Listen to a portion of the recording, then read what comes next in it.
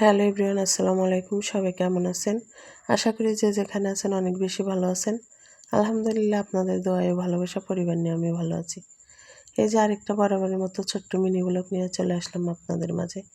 তো যে যেখান থেকে দেখতেছেন বা দেখবেন, প্লিজ একটা লাইক দিয়ে কন্টিনিউ করবেন।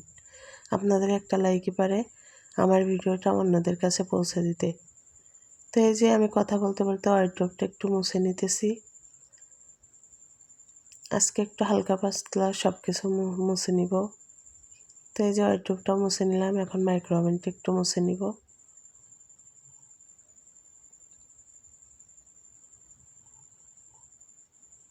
আসলে বেশি দিন না জমিয়ে রেখে দু একদিন পর পর যদি আমরা এভাবে মোছামুছি করি তাহলে কিন্তু ধুলাটাও অনেক কম পড়ে।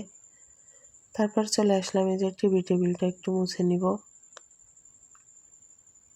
তো ভালো করে আমি একটু মুছে নিতেছি।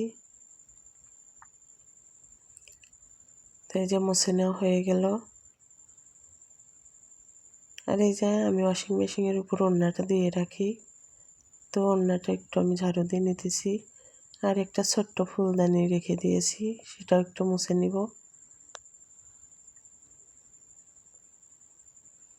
আসলে আমার ভিডিওগুলো আপনাদের কাছে কেমন লাগে অবশ্যই কমেন্টের মাধ্যমে জানাবেন। আপনাদের সুন্দর সুন্দর কমেন্ট পেলে অনেক ভালো লাগে। আর এখন চলে আসলাম বিছানার কাছে। এখন বিছানার চাদরটা উঠিয়ে নিব, আর একটা বিছানার চাদর পেরে দিব। তো এই যে উঠিয়ে নিলাম, আর এখন একটু ঝাড়ু দিয়ে নিতেছি।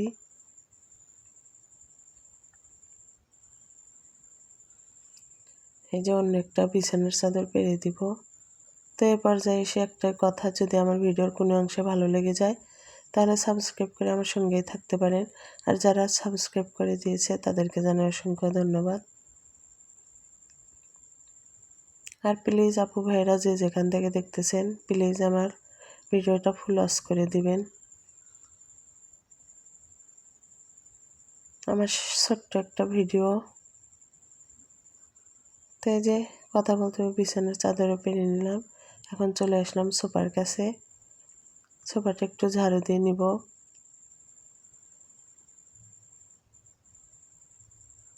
আসলে আমি যেভাবে কাজ করি সেগুলোই আপনাদের সাথে শেয়ার করার চেষ্টা করি। তো এই যে গুছিয়ে নেওয়া শেষ, এখন একটু রুমটা ঝাড়ু দিয়ে নিব। আর এই যে ঝাড়ু দিয়ে নিলাম। আর এখন আপনাদের দেখিয়ে দেই আমার রুমের লুকটা।